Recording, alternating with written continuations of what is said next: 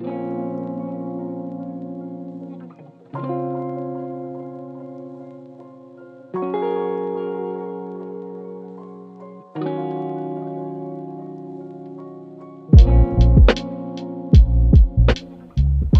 1, a split stage. Stage left is a well-furnished law office, wood paneling. Stage right is a poor urban neighborhood, graffiti-stained walls. The only sign of commerce is a parking garage. Voiced over, the words appear on the back of a stage. No child gets to choose their parents. Dissolve. In America, many children are born into challenging circumstances, dangerous neighborhoods. Dissolve. This story is about two of those children. A raucous teen chorus erupts from the back of the theater. Yo! It's showtime! Y'all heard the guy? Ain't nobody get to choose their parents. They circumstances. They upbringing. You know, when I was a little baby in the womb, I would pray every day, please let me be born in Westchester, Connecticut. Man, even New Jersey. Man, we end up here. Where Bullets flying. Where there ain't no good jobs? Ain't enough dads. Ain't no fancy schools. No, nothing. Streets are only escape. Yo, how are we supposed to climb out of here if there ain't a ladder? How? You all about to find out. The teens exit. Bobby enters. He's a petty criminal, hot-headed, in his early 20s. Lights up on the office. Maggie sits at the desk. John enters. Damn, Maggie, you beat me back from lunch again. How many days in a row is that? All of them, John. Telephone rings. John Stanley's office, how may I help you? Just a moment. Mr. Jackson on line 1. Mr. Jackson, I've got some good news and bad news. Let's start with the good. We've worked out the terms of your divorce, and I knocked $200,000 off what your wife was asking. Now the bad news. Your wife wrote a letter to the judge. Here's what she wrote. Since he retired, he spends most of his days playing golf and his nights drinking with his buddies. When he finally gets home, I can tell how drunk he is by how many chairs he falls over on his way to bed. You see where this is going? She gets the house, you get the cottage. She gets the Mercedes, you get the Volvo. Yeah, I know you'd rather have the Mercedes, but the warranty is running out and the lease is up next year on the Benz. So I told her lawyer we would take the Volvo. Mrs. Jackson's lawyer is on line 2. Let me put you on hold, Mr. Jackson. Hello, Bill. Are you sure? All right, I'll let him know. Oh boy. Mr. Jackson, that was your wife's lawyer calling with one more demand. She wants your golf clubs. Yes, I know. She doesn't know a golf ball from a beach ball. I'll see what I can do. In the meantime, you might see what you can find on eBay. I still think she's going easy on him. He has a mistress, and her name is Stormy Weather. They have a drink called that at my club. I tried it once. I call it liquid death. Maggie and John continue working. Lights up on the street. Clarence, early 20s, a black janitor, enters. Yo, Clay, is you on or off tonight? On. God, the hospital got you mop duty on the damn graveyard shift? Ain't got no good options? Yeah, both of us dropped out of school before they could throw us out. But I got plenty options. Like stealing stuff. Don't want those kind of options, man. Well, you think you too good? You think you too good for my line of work? I was offering you a chance for some easy money and you diss me like that? No respect. You wasn't too good when we was jacking bikes, back when we was just little pups. Yeah, we were pretty good at that, but I'm not that person anymore. I'm not like you. No, you not like me. You broke and staying that way. All-night mop man, raggedy jumpsuit wearing fool. Don't get no girls, fool. Working nights don't help. Hey, last week I meet this girl, ask her if she likes going to a ball game. She says sure. So I land a couple of ducats from a scalper, pick the lady up in an Uber black. She expecting we going up to the top deck. Nah, I take her down, down, closer, closer, closer to the field. Get any closer, we'd be sitting in the dugout. Yeah, but... Now afterwards, I take her to a fancy club. Split a bottle of Dom Perignon. You hook up with me, you got a better life. Not living on your auntie's couch with all those little cousins running around. I got an honest job. Don't pay much, but In my line of work, gets me plenty of Benjamins. what else you get? Maybe like a fancy watch. What you do with the watch? Take it to a pawn shop. Put on the tears. Oh, I got it from my grandfather. Can't afford it no more. You've always been a salesman, but I ain't buying. And there's one time I jacked a watch off a lady. Had all diamonds and stuff. Pawn shop guy tells me they're all fakes. Wouldn't you know it? On the back it said, "Love from Marty." And that Marty guy must have been some kind of rat, giving his girlfriend a fake. So anyway, I don't hit on ladies no more. Yeah, you're a real prince. Ain't you worried about getting caught? Been doing this for years. Ain't never got caught. Got it down to a science. I can teach you my ways, young grasshopper. What I gotta do? You just stand there and look tough. Be the strong and silent type. Yeah, you already got the silent part down pretty good. Now we're in John back in his office. He's putting on the carpet. This guy comes through here every night. A silver spoon kind of type, always carrying a golf club. Only a rich guy be playing golf. He got money. So we're gonna play Robin Hood, except keeping the green for ourselves. Easy breezy. Clarence doesn't say anything. Bobby extends his hand. Clarence daps him up in agreement. Now we're back in the office. The telephone rings. Maggie answers. John, the lady from the children's library is on line 1. Hi, Sally. Oh, yes, you're very welcome. Always happy to help some kids. You'd like me to do a speech at your fundraiser? Would it be all right if I just wave from the crowd? Better yet, if I can skip the dinner, you can count one for another 10,000. That's a deal. Bye, Sally. He hangs up. Hello, Western Union. I'd like to send a message to Ms. Maggie Andrews. Dear Maggie, it's time to close up shop. John, you are a strange man. You spend $10,000 to get out of going to a nice dinner, but you park in a rough neighborhood instead of parking here in the building. Well, you act like my garage is another world. It's only a few blocks away. There's a world of difference in those few blocks. Yes, the difference of $1,000 a month. My first car didn't cost that much. A penny saved is a penny earned, my dear. That's Benjamin Franklin. That was George Herbert. Once an English teacher, always an English teacher. John exits the office, putter in one hand. Got an idea for a bumper sticker for John's car. It will read, "I am a liberal cliche who parks in a poor neighborhood to save a few pennies. And that's why I drive a Prius with 100,000 miles on it." Bobby and Clarence stand near an alley, hoods up. The teen chorus observes from windows, alleyways, behind trash cans. John enters. Bobby swoops down and grabs John's putter. Hey! Hey, Mr. Golfer Man. I think you're out of bounds. Just give us what you got in your pockets and we'll point you back towards the green. Now listen, son, you just turn around. Let me get to my car. And why'd I do that? Because you don't want to do this, son. I ain't your son, old man. Give me your wallet. I won't be doing that, son. It's in your own best interest Give me to your just watch. turn around and... Looks like a fancy one. Not that you would know the difference.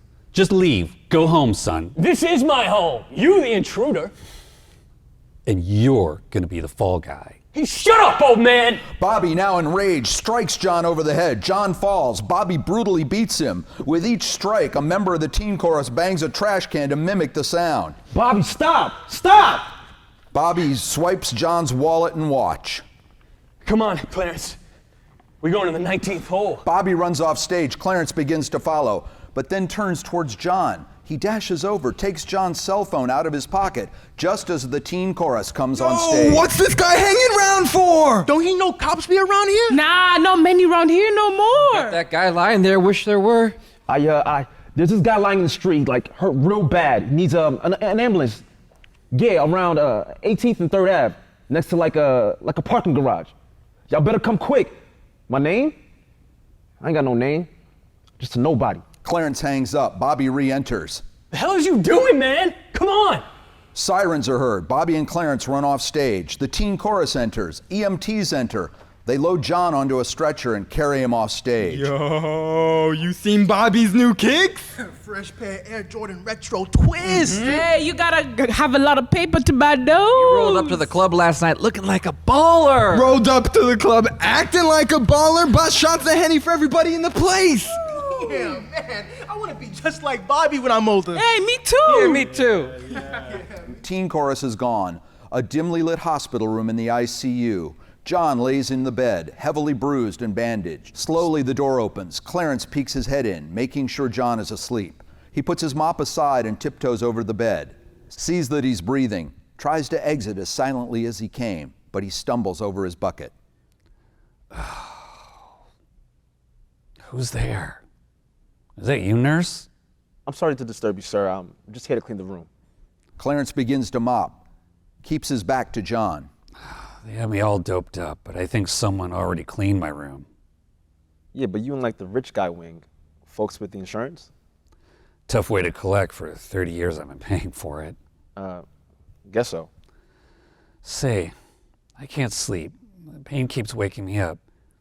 Care to sit with me for a while? Take my mind off things? I really can't, What's your name, son? You can call me Clarence, but if I don't keep moving, you can call me fired. It's the next morning. We're back on the street. Clarence enters. Bobby is anxiously smoking a cigarette. He's wearing new shoes. Well, you gonna make it? Yeah, yo, banged up. His brain a little fuzzy, but he's gonna live. I'm disappointed. You okay? Ain't never gone down like that before. They're usually shaking so bad, they just give me whatever they got. This guy different. Or maybe he noticed how squirrely you was, how you ain't knowing what you was doing. You saying this is my fault? You called 911. The cops hooked into those calls. You called the cops on your own damn self, fool. He was dying, Bobby. Had to get an ambulance. At least you had the damn sense to dump the phone. Clay, tell me you dumped the phone. I panicked, man. We rob a man and you want to leave him his phone? You stupid? I just thought that... Dummy, you ever heard of fingerprints? Lucky they got no record on you, so they ain't got you in some files anywhere. Yeah, sure I'm lucky. You gotta keep an eye on Mr. Golfer Man in there. Make sure he's still foggy about what happened. You gotta mop up this mess. And maybe you're gonna have to finish this round. Your mess, not mine. I ain't going in his room no more. What if he recognizes me? He can recognize you, stupid. Rich white dude that think all brown-skinned folks look alike. You go back there tonight. Make sure we in the clear. Hey, you ran off last night. You said we was going to the 19th hole. What you mean? The guys from the neighborhood was making hella money carrying golf clubs for a bunch of rich guys in the burbs. I go with them. They stick me with a couple of golfers. I lug their golf and stuff. When they done, they go hang out at this fancy bar they call the 19th hole. So after we got the dough and a nice watch, figured we should go celebrate, like Mr. Golfer Man would. You ever gonna go back to that golfer place? Hell no, those bags were damn heavy. And walking up those damn hills, not my style. Yeah, never seen you working hard at anything. Clarence exits into the building. Bobby exits. The teen chorus enters. They read off newspapers. Here are today's headlines. Teacher beaten in classroom. 8 people shot in the park. Man shoots driver in argument over parking spot. Teenager dies of overdose. Man, things be getting crazier out here every day. Every day. Teen chorus exits. Lights up on the hospital. John is heavily bandaged. Clarence enters. Hey, you, nurse? Sorry, sir, I didn't want to, disturb you. Say, Clarence. It's Clarence, isn't it? Could you help me get a drink of water? I'm damn thirsty, and they have me hooked up to so many machines I can hardly move. I don't know. I ain't supposed to disturb no one. You're not disturbing me. You're helping me. Clarence hesitantly approaches, trying to avert his face, but he is able to get a glass of water with a straw to John's mouth. Nights get lonely around here. Every couple of hours, my bones take a vote and decide to take the pain up a notch.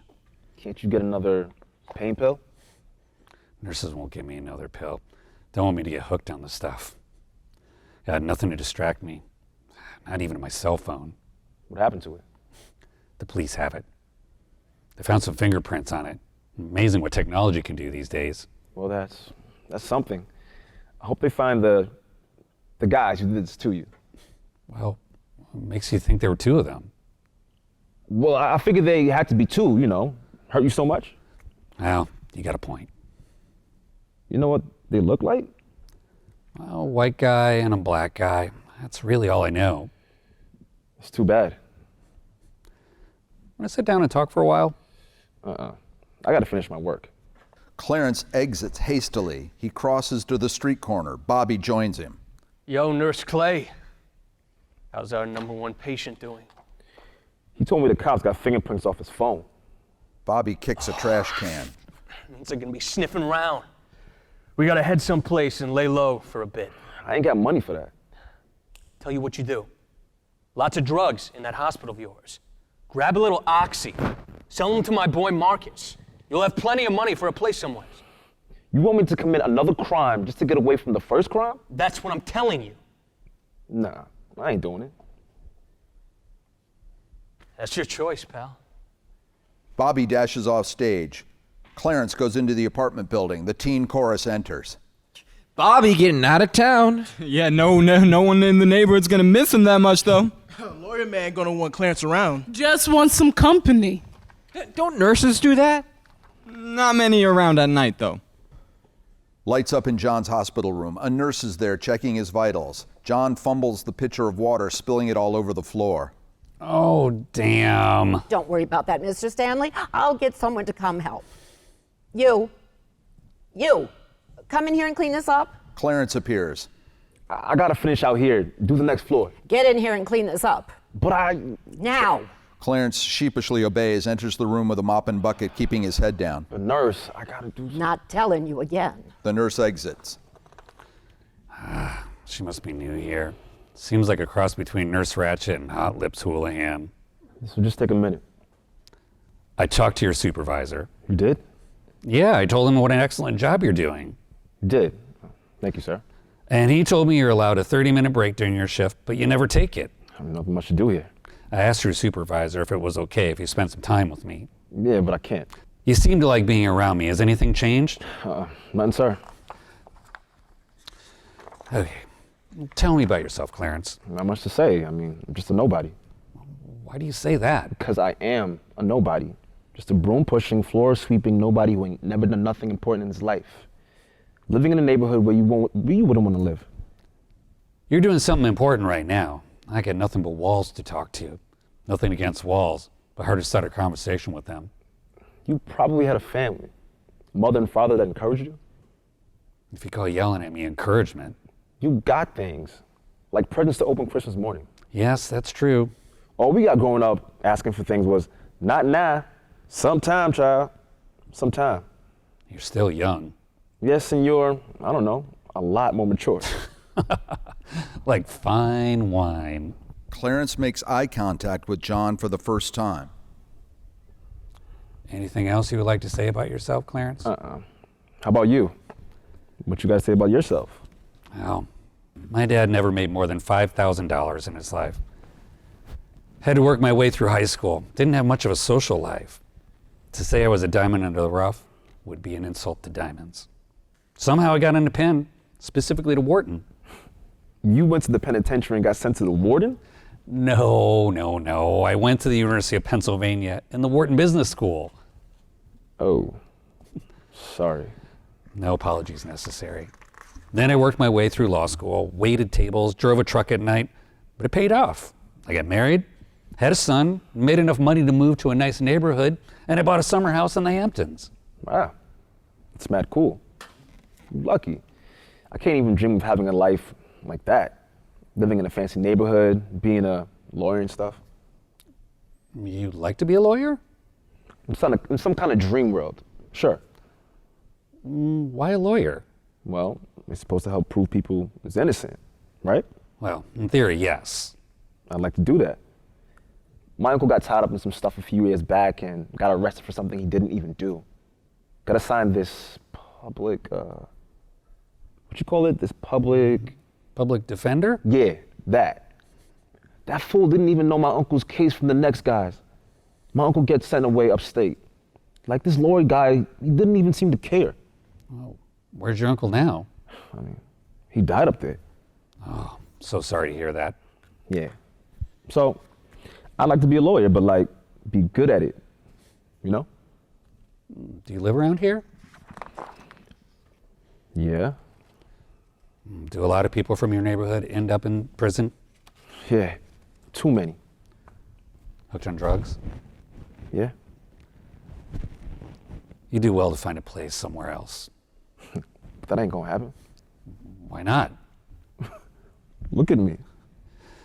Yeah, neither of us is exactly dressed for partying. There's a little light on tailors around here. Let me see, Mr. Stanley. Your neck size is 15, arm length 34, and your waist about 34. Didn't work that way. They just gave me this dopey one-size-fits-all, told me to tie it in the back. Trade outfits with you right now. As you were saying. People say I gotta pull myself up by my bootstraps. Don't even make sense. Like, I'm sitting down here and I'm holding onto the straps of my boots and I'm like... So you got problems. Do you have any solutions? You dissing me? You just said that you never done anything important with your life. What do you do when you're not sitting around here? I mean, by the time I get home from work, it's 8 in the morning. I just want to sleep. Then when I wake up, I just want to watch TV. Well, what do you watch? Huh? What do you watch? What interests you? Well, like there's this one show called The Deadliest Catch. About a fisherman way up in Alaska, middle of nowhere, getting bounced around, trying not to fall overboard. Stuff I ain't never seen before. Well, if you like that, well, then I think you'll like this. Moby Dick? One of my favorites, by Herman Melville. Never heard of him. Well, you never read this in school? Teachers maybe thought we weren't smart enough to read something like this. This book is about a crazy old whaling captain in search of this big damn white whale. Some of it might be hard to understand, but just give it a shot. Try a few pages, come back tomorrow, and we'll talk about it. But I don't want to, like, disturb you and stuff. You're not disturbing me. You're distracting me from Mr. Boredom and his pal, Mr. Payne. Keep me from jumping out the window. If this room had a window, how high are we up anyway? Not high enough for jumping. You break a leg, you end up right back here. We'd never get rid of you. Clarence walks out. Teen chorus enters. Woo-wee! Clarence got some book reading to do. Been a long, long time. Yo, anyone know who this guy Melvin is? Got a cousin named Melvin. His name is Melville, stupid. Think Clarence will understand this stuff? Yeah, sure. After that, he's gonna do something easy. Like climb Mount Everest. Right. Lights up in the hospital. The nurse is standing outside John's room. Clarence approaches and moves to open the door to John's room. Clarence, don't you have something better to do? Nope. How you feeling, Mrs. Stanley? Head better, bones still on strike. Guess you won't be golfing for a while. Wow, how'd you know I play golf? I mean, you seem like the type. Is that racial profiling, young man? You just seem like the type. Did you? I read the book all afternoon. Did you? How'd you like the first few pages? The way they talk took some getting used to, but I liked it. It's all fancy and old-fashioned. I especially like Queequeg. You've already met Queequeg? He got picked up in a place called Sag Harbor. Yeah, I read the first, like 3 chapters, 4, maybe. That's impressive. What did you think of Queequeg? Seems like a cool dude, but with tattoos, head to toe. Might take folks back then a little time to get used to. Oh, why is that? He's also dark-skinned. So? People think dark-skinned folks are apt to be more trouble than whites. Like, even if we're just hanging out on the stoop or in the park, somebody might call the cops on us because they think we're dangerous. Gonna cause some trouble, but like this guy Queequeg, just minding our business. Well, very astute point, Clarence. I never thought of it like that. Books make you think about a lot of things. I agree. Come back tomorrow and tell me what you think of the rest. We can have a little book club and call it the Room 606 Book Club. What you mean, book club? Thought that was for just little old ladies. You see any little old ladies around here? That's a very astute point. Hey, I gotta get back to work. Before you go, will you hand me the phone? Sure thing. Clarence hands him the hospital phone and exit. John dials a number, lights up on Maggie. Hello? Hi, Maggie, it's John. Hey, you ready to get back on the golf course? That's supposed to be a joke. Easy, big fellow, I'm just kidding. How are you feeling? A bit better. Nurses are in and out all day, but the nights are pretty damn long. Helps that I have a regular visitor. Oh, that the ICU didn't allow visitors. My visitor works here. Ah, doctor or nurse? A janitor. Let me get this straight. You've got one of the cleaning crew keeping you company? That's correct. You there, Maggie? Still here. Just surprised. In fact, a bit flabbergasted. And you know, I don't flabbergast easily, so I've been doing a lot of thinking, Maggie. Lying here, lucky to be alive. I've given a small fortune to help disadvantaged kids, but never met one face to face. Huh? So do you like him? Yeah. My dad used to tell me, look at a person's inner qualities, not their outward circumstance. Ah, he was a wise man. Problem, this fellow has very little confidence in himself. No one ever gave him a reason to think he can make something of himself. What may look like a hill to us, looks like a mountain to him. So what are you going to do about it? My choices are binary. Oh, you're going to talk fancy to me, John. Sorry, it's just a way of saying I have two choices. And what are those choices, John? I can help this young man, increase the odds of his getting a better job, or I can just count the days till I can get out of here and go back to my comfort zone.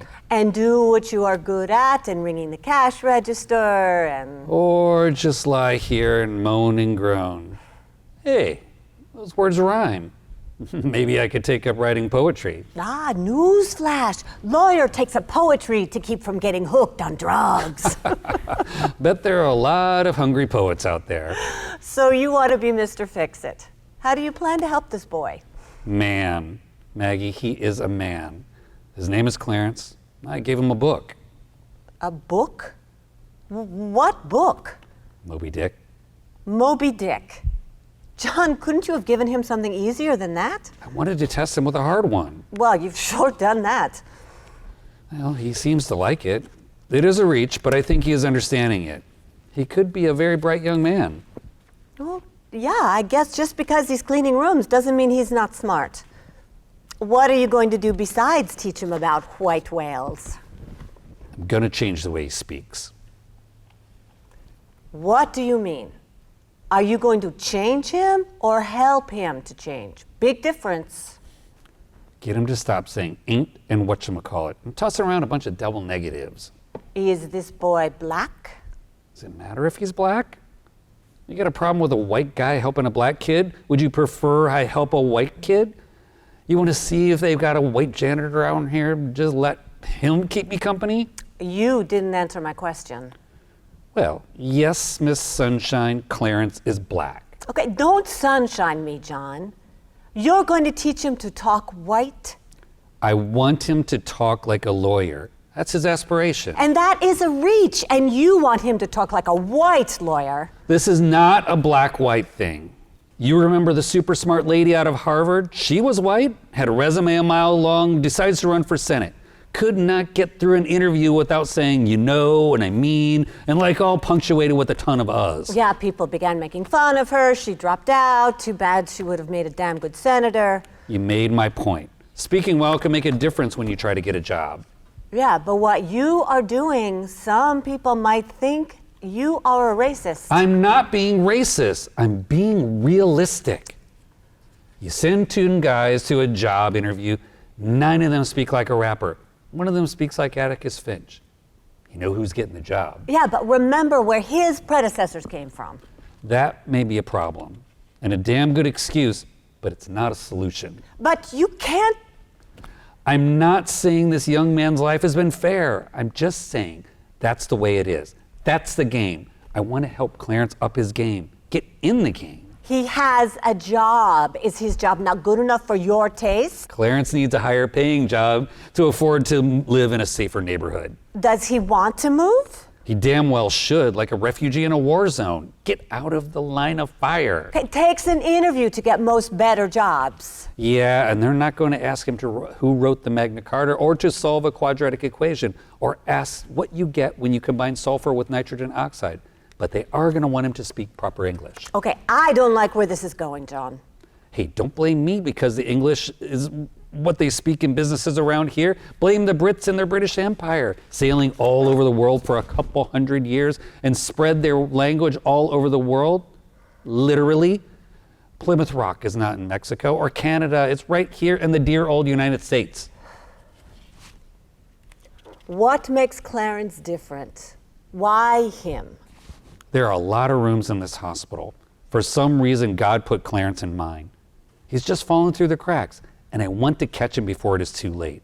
Before he winds up in a bad place or even dead. John, why are you doing this? Why are you really doing this? Remember what Emily Dickinson said? If I can stop one heart from breaking, I will not have lived in vain. Okay, still think you're tilting at windmills, Don Quixote. You have never walked a day in that boy's shoes. Tread carefully, John. Tread very carefully. My head may say no, but my heart says yes. I'm going to try to help this fellow, Maggie, whether you think I should or not. Yeah, well, this is not going to be easy. Staying away from gangs, away from drugs, and ducking bullets isn't easy either. Getting a couple of guys on the moon 50 years ago wasn't easy either. Getting up was the easy part. Sit them on top of a big damn rocket, light the fuse, and run like hell. Getting them back was the tough part. You do your job, leave Clarence to me. John aggressively hangs up the phone. He turns to the audience. I know what you're thinking. Maggie's running my office while I'm lying here in this damn bed. Getting angry with her was pretty dumb. Hell hath no fury like a scorned woman. A lot of people think that was William Shakespeare, but it's William Congreve. Maggie corrected me on that last week. Never seen the inside of an Ivy League school, but she is plenty smart. Speaking of lying in bed, nurses want me to start moving around a bit. Easy for them to say. It's worth a try. John slowly gets out of bed. He walks to the front of the stage. You know, oops, there I go, starting my sentence with a you know. Of course you don't know, because you don't know what I'm about to say. Well, what I was going to say is, I could sell my place in the Hamptons. I bought it for a reason, but that doesn't matter anymore. Give the money to Clarence. But you know how hard it is for him to take that book I gave him? Poor as he is, he still has a lot of pride. And if I hurt his pride, I may lose him. Clarence has a dream. Problem is I may want it more than Clarence. Is it his dream or is it my dream? Am I trying to have a second chance to be a father again, to be the role model that Clarence never had? Show him a way to a better life by doing things he may not want to do. Folks may say I'm doing the white savior thing. That may be right. I'm way too close to the forest to see the trees. You may have to answer that one for me. I've never been here before. I don't mean being in the hospital. I mean being in the position to help someone like Clarence. Doing something more than just writing checks. I know I'm flying blind, but if I can't think of anything better for me to do lying in this damn bed, I'd sure like to hear it. Anyway, wish me luck. I'll probably need it. Thanks for listening. John gets back into bed. Teen chorus enters. Yo, you all heard today's headlines? Meth lab explosion. 3 people dead. Yo. Stray bullet kills child in her own backyard. School shut down due to gang fight. Drugs found in 12-year-old's locker. Man, things be getting crazier out here every day. More of John's bandages have been removed. He looks better. Clarence knocks at the door. Clarence Wilson, sir. Sanitation specialist. Clarence, come on in. I just wanted to know if they get Moby Dick or not.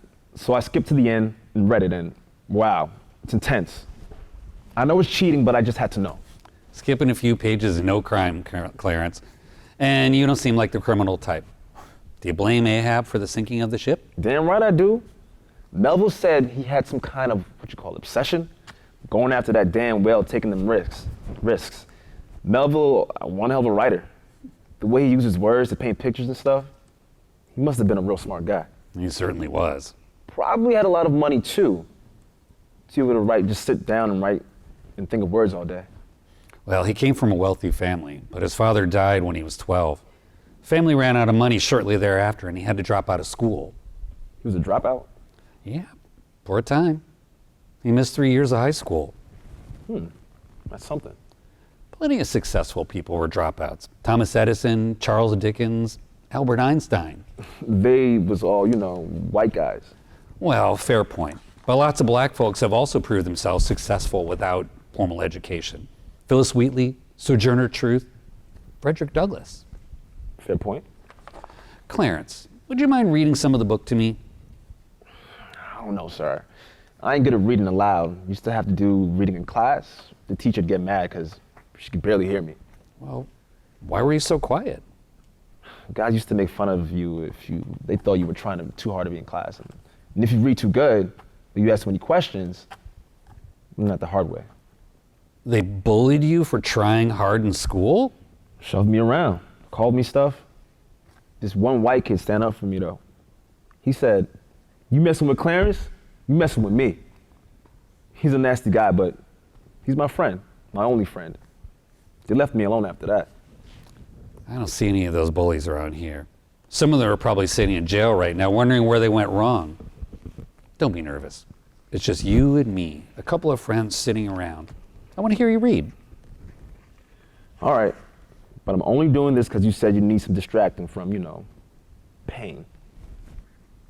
Okay, why not start with the opening lines? Some folks think they are the best opening lines in literature.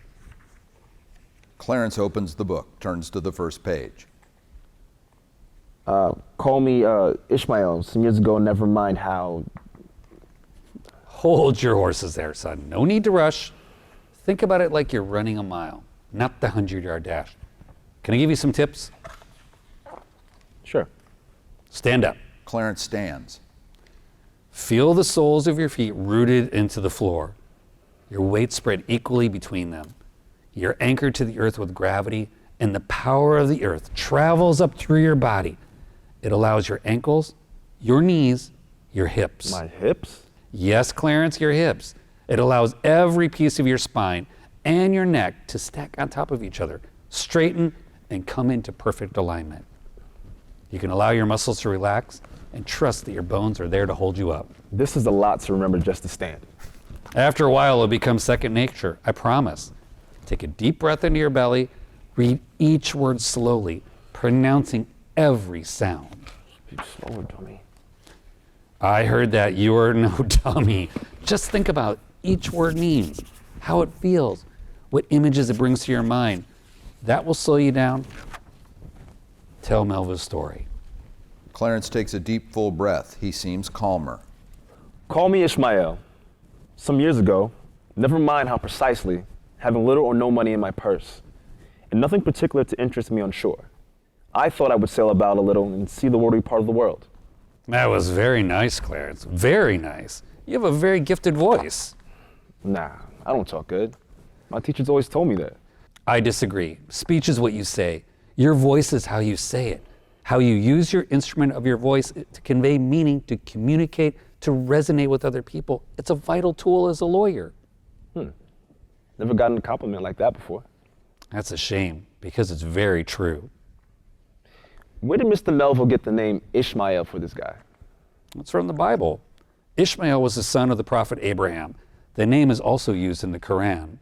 Christians and Muslims using the same name? Pretty cool. Please read me some more, Clarence.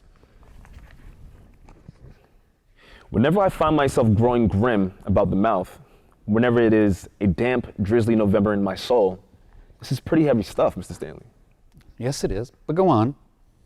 Then I count in high time, I get to the sea as soon as I can. You are doing fine. Keep on going. Then I quietly take the ship.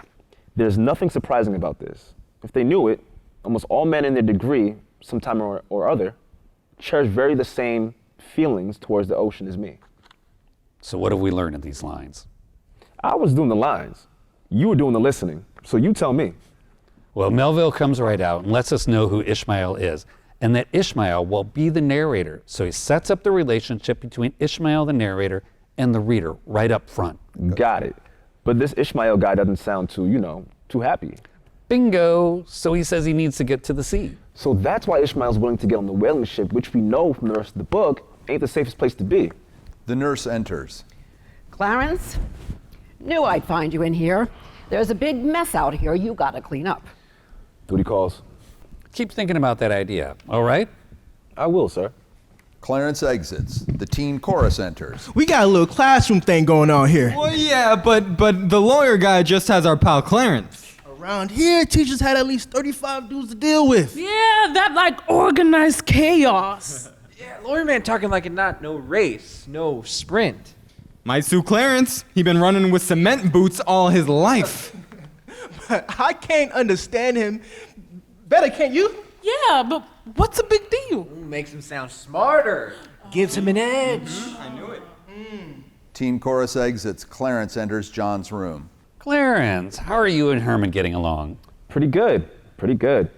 Reading all the stuff I skipped, letting it sink in. You get it? Sink in, just like the Pico I done? Now you're making puns. Pretty impressive.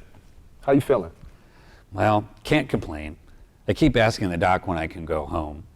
But she insists on keeping me in the ICU, afraid of clots and strokes and all that stuff. I ain't no doctor, but been around here enough to know clots are damn serious. One night, all the bells go off. Nurses and docs running like they in the Olympics, doc yelling, "It's a clot, a big one!" Next day, went to clean his room, bed was empty. Guy didn't make it. Like he'd never been there in the first place. That can happen. Well, thank you. Hey, Maggie dropped off my new phone this afternoon. And a little something for you. That ain't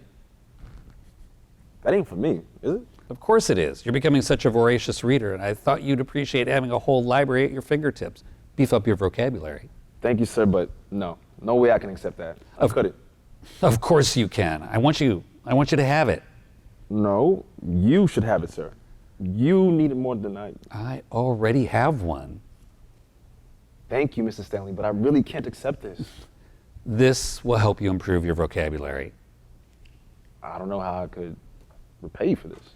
You can repay me by using the damn thing. All right, Mr. Stanley. Thank you. For real, thank you. Happy to do it. Now if you open it up, you'll see that I pulled up a poem by James Baldwin. I'd like you to take a look at it. We can discuss it tomorrow in our little book club. All right, I will. Ain't nobody ever done something like this for me. Anytime. Clarence smiles and exits. Teen chorus enters. Here's some more headlines. Library found covered with racist graffiti. School teacher charged with stalking a 4th grade girl. Politician charged in bribery scheme. 6 injured as woman drives her car into crowd of protesters. Man, things be getting crazier out there every day. Every day. Yo, Clay. Yo, Bobby, you scared the heck out of me, man. What you doing back here already? Money go quick in Atlantic City. Had to come back. How's it been around here? Cops been looking for you? Nah, nobody been bothering me. There was some cops poking around here in the hospital for a while, but I don't think they found nothing. All right, that's good. That's good. You've been steering clear of the lawyer, man, right? I still gotta go in his room and clean up and stuff. Mop the floor, empty out the trash. Yeah, but you ain't been talking to him, right? You've been keeping your head down? But sometimes you really want to talk to someone. That someone better not be you. He got other people to talk to. Nights? No one else around. Man, you stupid. You big stupid. What if that old man recognizes you, huh? What if something clicks and he say, "It's him, it's the thief, call the police"? He ain't gonna recognize me, man. If he recognized me, he would have called the cops a long time ago. What the hell y'all talk about anyway? Stuff. What kind of stuff? I don't know, books. Books? You don't read no books. He gave me a book and I read it. And I liked it. What do y'all do? You sit around and read your books and drink tea and talk about how the books make you feel? It ain't like that, man. God, how stupid can you be? You rob a man and then you get all cozy with him. It ain't like that. You wouldn't get it. Clarence tries to move away. Bobby gets in his way. What you doing, man? What's in the bag? Groceries for my auntie? Nah, groceries ain't come in that kind of box. Bobby tries to snag the bag. Clarence fights back. Quit it, man. Let me see what's in your bag. Get off me. Bobby gets the bag away from Clarence, starts to laugh. An iPad? Is this a gift from Lawyer Man? He got it so I can read more books.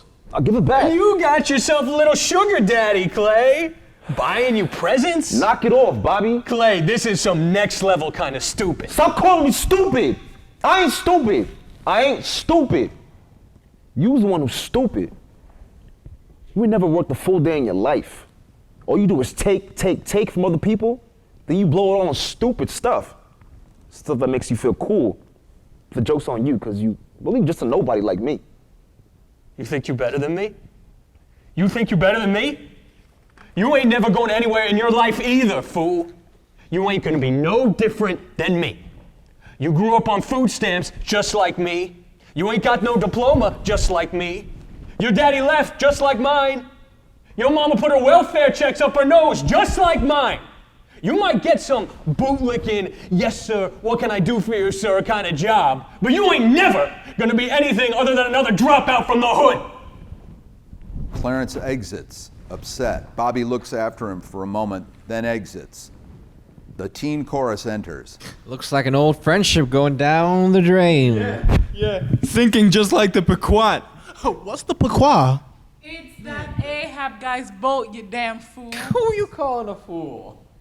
Man, things be getting crazy out here every day. Teen chorus exits. Clarence enters John's room.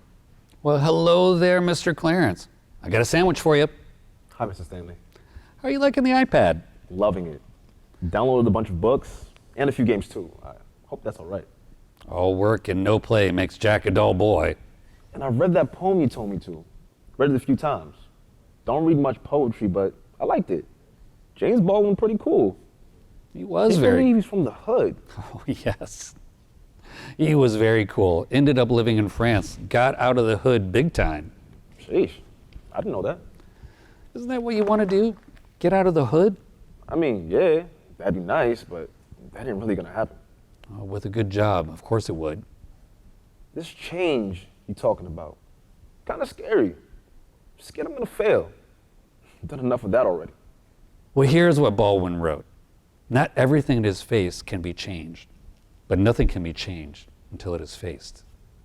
So, you mean I gotta face stuff I don't know?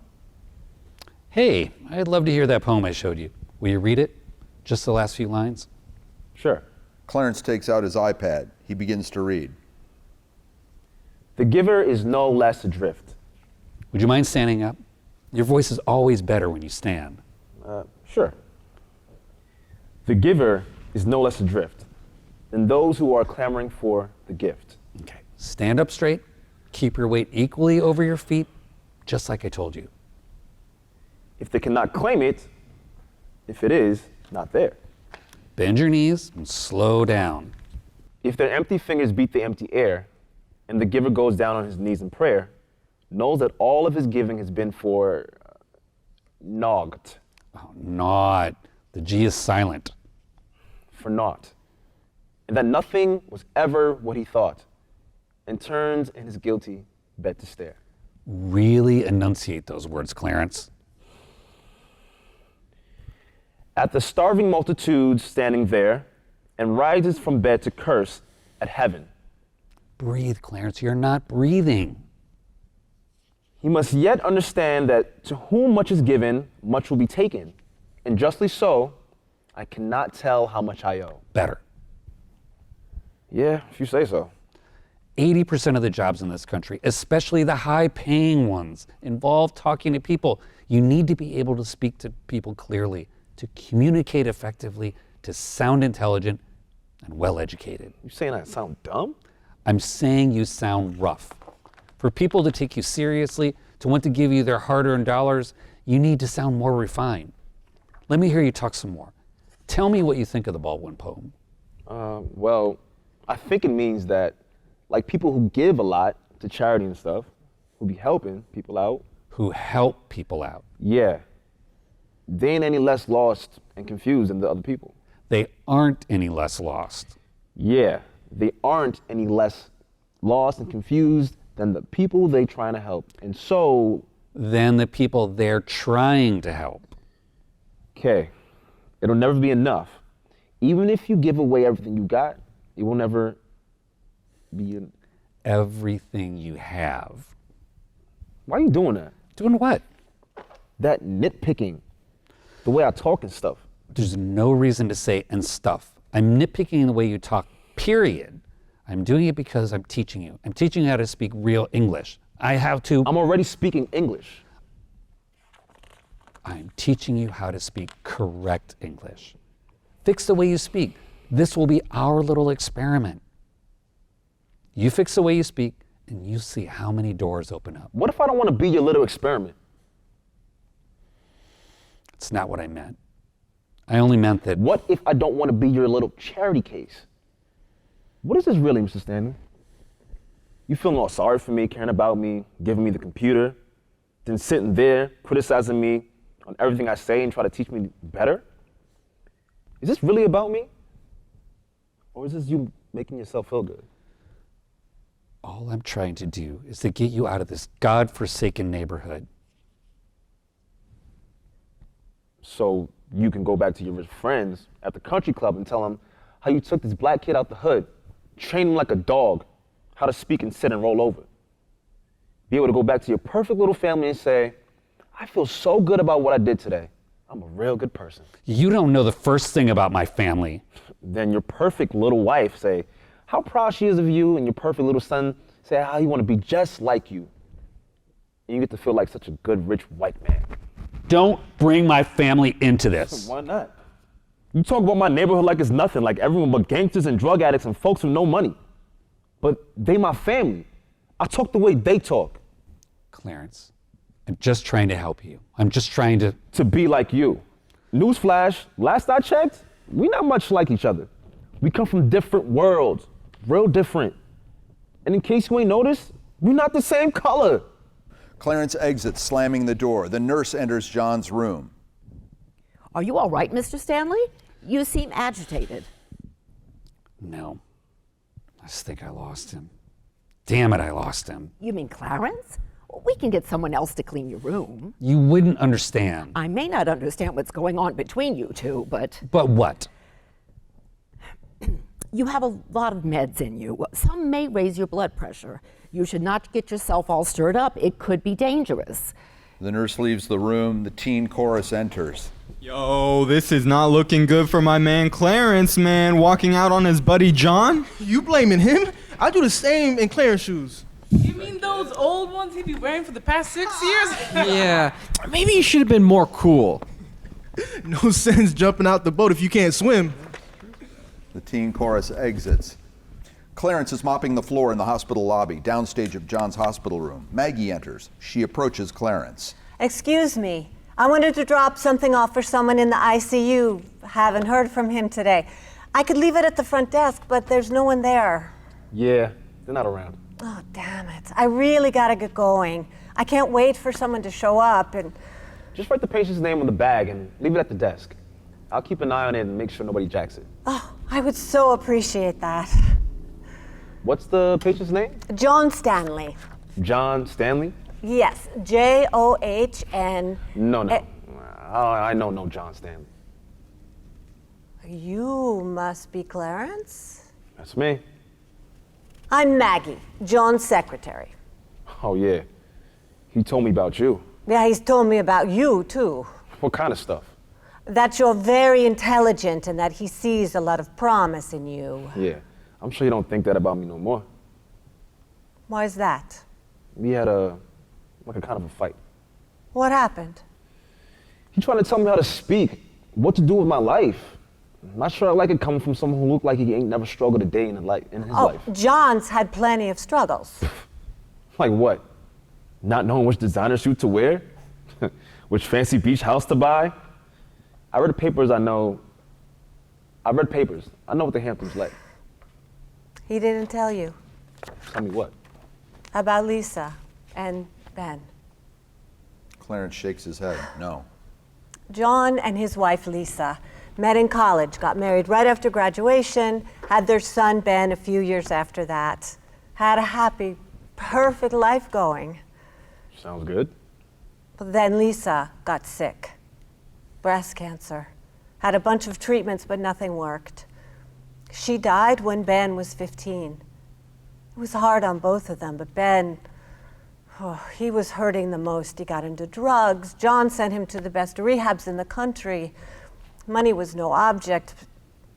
Nothing worked. We lost Ben when he was 17. That's awful. I didn't know. Yeah, he doesn't talk much about them. He tries his best to keep busy, mostly with work, golf, his books. Yeah, he keeps busy now trying to get me out of my neighborhood. You know, Clarence, my name isn't really Maggie Andrews. It's Maria Magdalena Riviera. John calls me Maggie, and Andrews is my middle name. No way. Where your people from? Puerto Rico. Grew up in the boogie. Word. Growing up, I spoke 2 languages, Spanish and Spanglish. Then I went away to teacher's college, first in my family to go.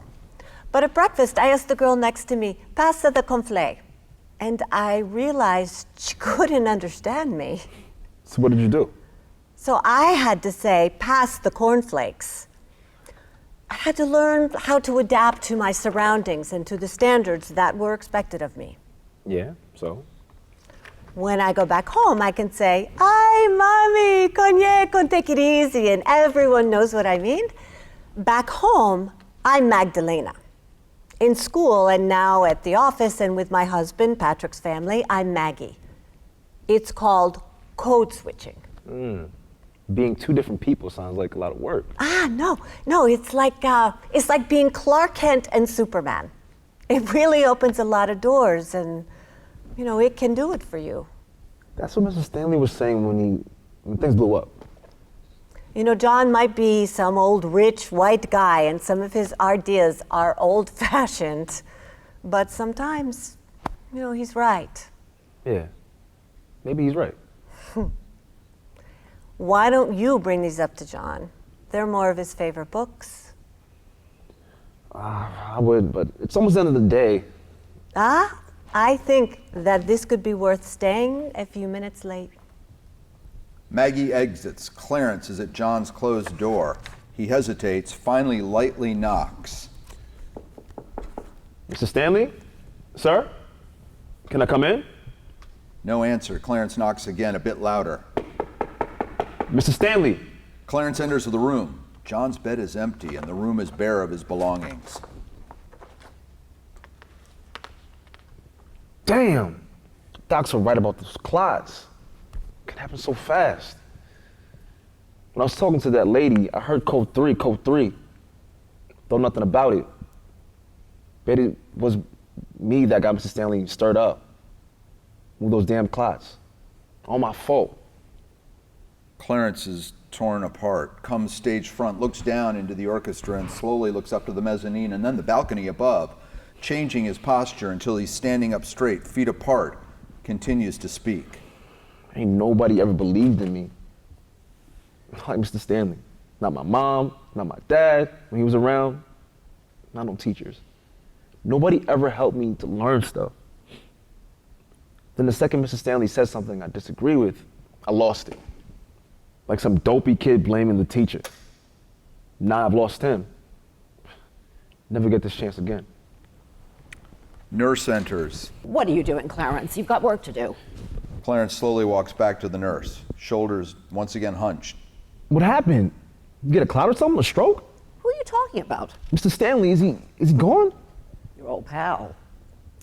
Yes, he's gone. Oh, he's much better. He didn't need to be in the ICU anymore. Oh, thank you. Thank you.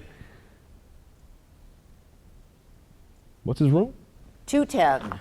Thank you. Thank you so much. Clarence begins to hug the nurse, exits the stage. Teen chorus enters.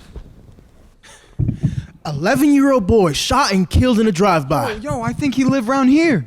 His name's Joe Frazier. Damn, that's my cousin. I'm sorry, man. Yeah, we all are.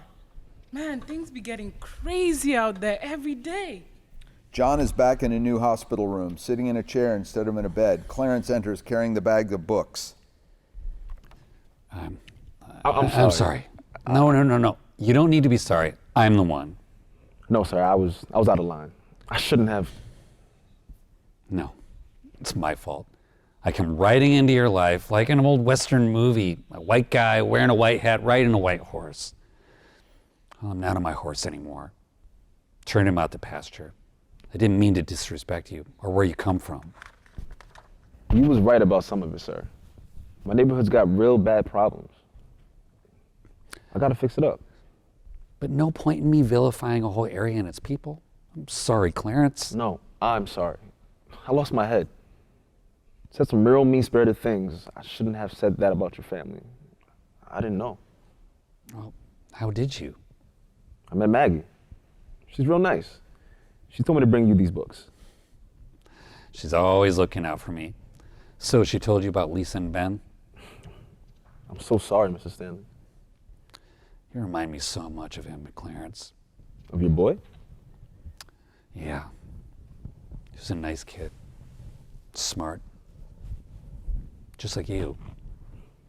I started giving him books like Grapes of Wrath, The Invisible Man, when he was maybe 11, 12. And he'd just devour them. He'd make some really neat observations. He'd give me some insights I just never considered before. Our debates over the dinner table were legendary. You could have been a great lawyer. Yeah, maybe. But after Lisa died, he fell into this hole. No matter how many ropes I threw to him, however hard I tried to hoist him up, I just couldn't climb out. My mom was the same way. Didn't have the money for rehab. I tried to help her. She wasn't much of a mom, but she was the only mom I had. Yeah, I hear you. Where's she now? Don't know. Wish I did. As I say, she weren't much of a mom, but she was my mom, and I loved her. Still do. Mr. Stanley, you being all determined to get me out of the hood, to give me a better life. Is this about your son, Ben? Well, yeah. Suppose it is. I couldn't save him. Get him in a better place. I was hoping I'd get a better chance, a second chance, to save someone. I didn't know how to go about it. Then you came along. But you're your own person. And I shouldn't have projected this onto you and assumed you wanted it. Till I met you, I didn't know what I wanted. Let me ask you then, Clarence, and you can tell me yes or no. Do you want to be a janitor for the rest of your life? No, sir. I don't. Shall we draw up your letter of resignation? For real? For real. Now, do you want to become a lawyer? Yes, sir, I do. Do you want me to help you with that? Yes, I do. Do you want to come work in my law office? For real? Yes, Clarence, for real. Yes, sir, I do. Do you want to move out of your neighborhood? Part of me saying yes, part of me saying no. Feel bad leaving my auntie and my little cousins behind. My people struggling, fighting to get by every day. Well, your best chance at helping the people you might leave behind is to make something of yourself. Be a role model that many of them may never have. I can't afford a better place. I'll make it happen. One last question. Do you want to fix your English? See, that's the thing, Mr. Stanley. My English don't need fixing. I'm just speaking a different type of English. What do you mean? Before I came up here, I just looked up something Maggie told me about, called code switching. Found something called the African American Vernacular English. Before I came, it's a dialect that's a little different from regular American English.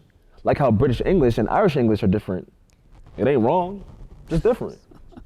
Well, I'll be damned. You schooled me. Sure did. So you can work on your vocabulary and grammar and nobody bat an eye to the way I speak.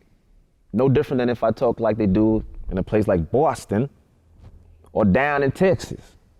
So I'm gonna learn to speak the best American English I can, and at times speak any way I want, anytime I please. Switch back and forth on a dime. Well, Mr. Wilson, I believe you just won your first case. Clarence beams. Teen chorus enters. Yo, y'all hear about Clarence Wilson? Yo. He just moved into this fine little place on the Upper East Side. Ooh, with the fancy little coffee shop downstairs. The bougie little bookstore on the corner. On stage, we see a storefront with a coffee shop, a bookstore with apartments above. Bobby approaches. Yo, Clay! Yeah, he gonna be working in like a real office, man. Helping out that Maggie lady. And lawyer guy gonna teach him some stuff. Players be in the right place at the right time. Let me up, man! But Clarence gonna work harder than anybody out there. That's good, ain't it? Yeah, he got in the door. Gotta work hard to stay there. Clay, where you at? And Mr. Lawyer seemed like a good guy. Maggie seemed nice too. Got lucky, mad lucky. And be living the good Why life. you leave me behind? And he's gonna be sending money back to his auntie. Not gonna forget where he came from. Why you leave me here? Man, I wanna be like Clay when I'm older. Yeah, me too. World needs more folks like the lawyer, man. Clay! Why you leave me here? In a fit of rage, Bobby throws and knocks over the trash cans. The teen chorus scatters. Why you leave me here? Blackout.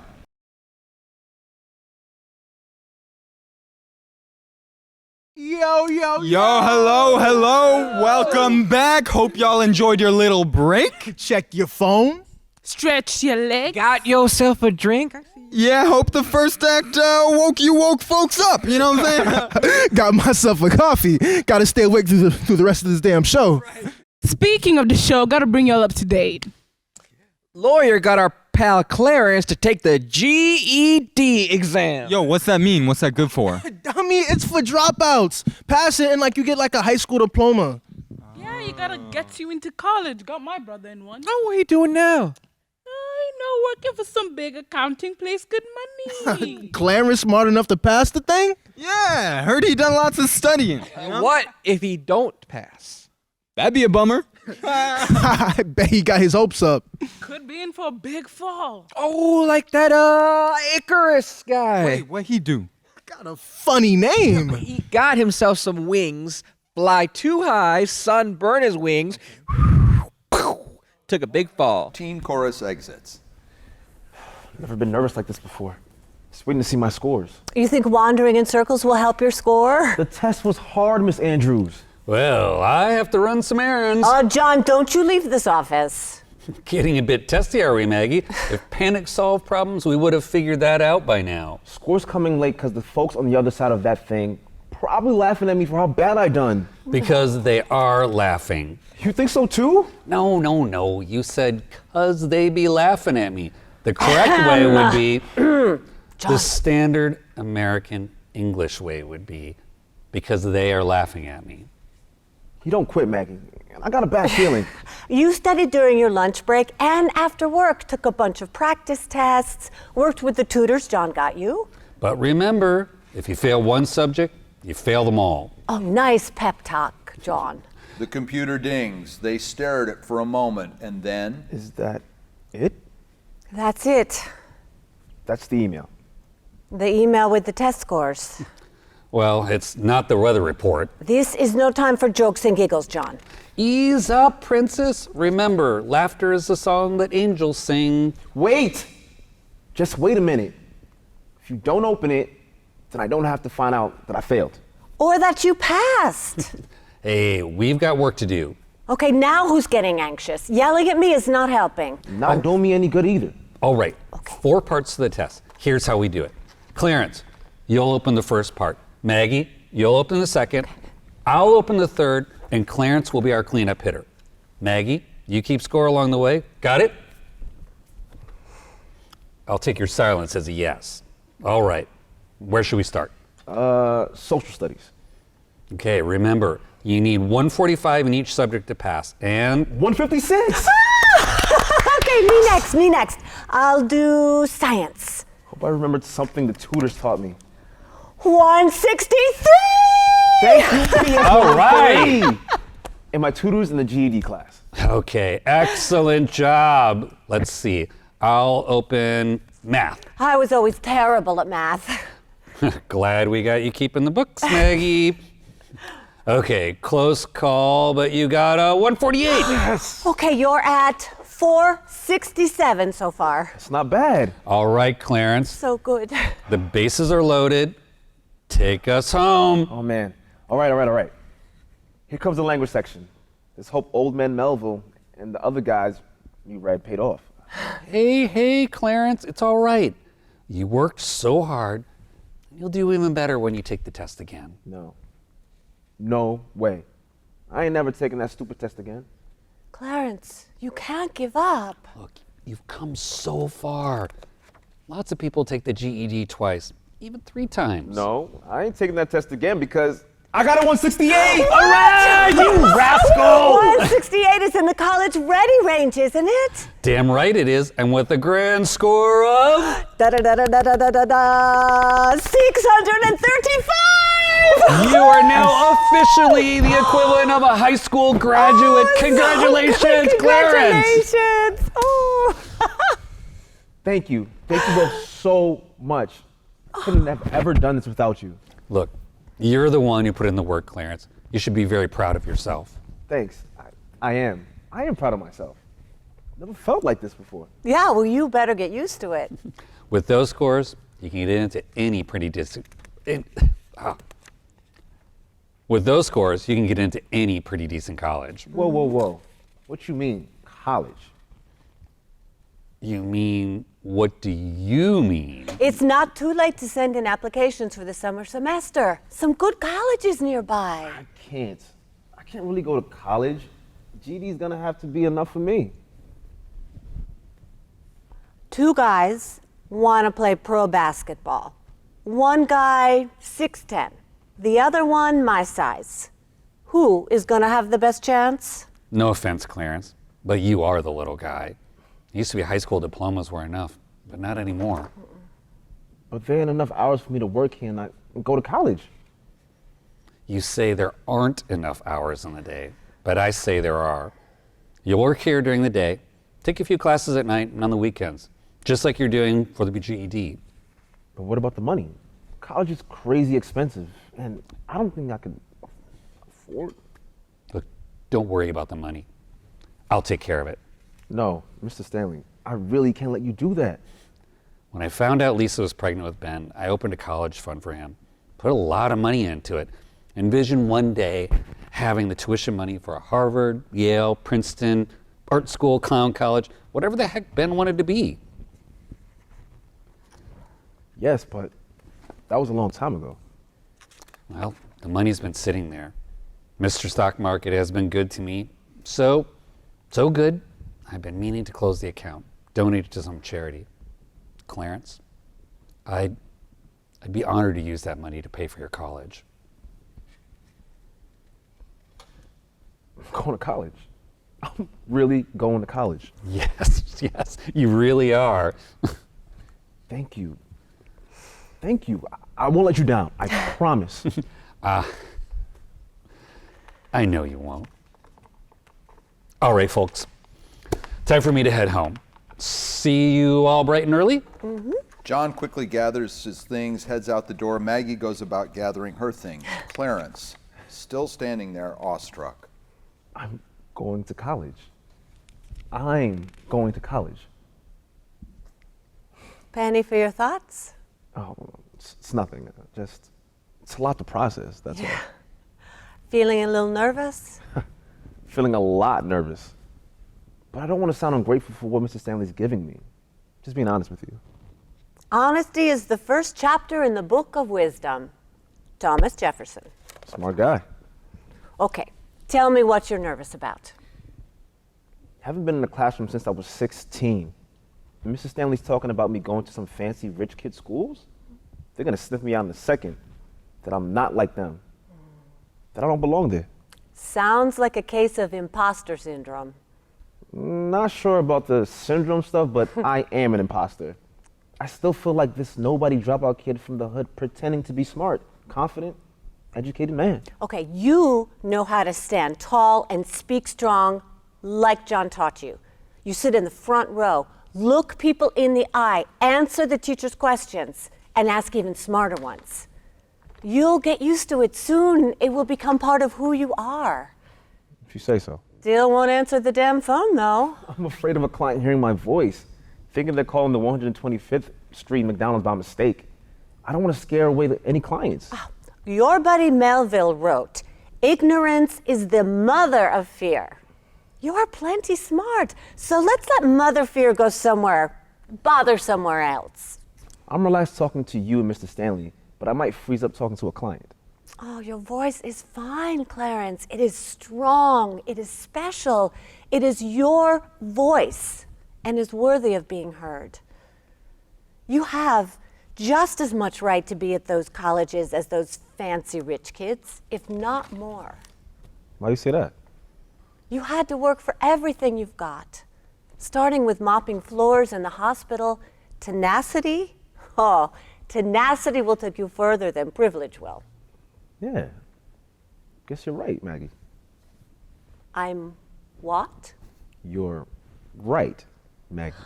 I'm sorry, I couldn't hear you. Say one more time. I said you're right. Yes, I just love the sound of that. Well, you are. You're right.